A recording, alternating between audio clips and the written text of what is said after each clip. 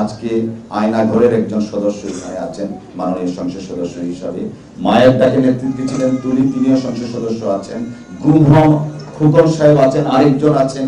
এই যে সংসদ, এই সংসদে এই গুম পরিবার, ক্রসফায়ারে যাওয়া পরিবারগুলোর জন্য একটা স্পেশাল সংসদীয় কমিটি গঠন করা যেতে পারে।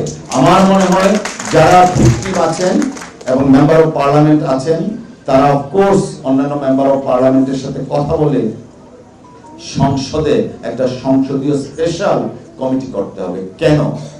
আমাদের নূর খান সাহেব একটু আগে যে কথাগুলো বলে গেছেন, আমরা ন্যায় বিচার চাই। ন্যায় বিচার সুনিশ্চিত করার জন্য ট্রাইব্যুনালের সংখ্যা বাড়ানোর দাবি আসছে, বাজেট বাড়ানোর দাবি আসছে। প্রত্যেকটা জিনিসকেই আমরা কিন্তু মনে রাখতে হবে, এই বর্তমান সরকার এই গুম, হত্যা, নির্যাতন, ক্রসফায়ারের উপর দাঁড়িয়ে এই সরকার। অতএব এই সরকারের দায়িত্ব হচ্ছে সর্বাগ্রে এই সমস্ত বিষয়গুলোকে প্রাধান্য দিয়ে রাষ্ট্র পরিচালনা করা।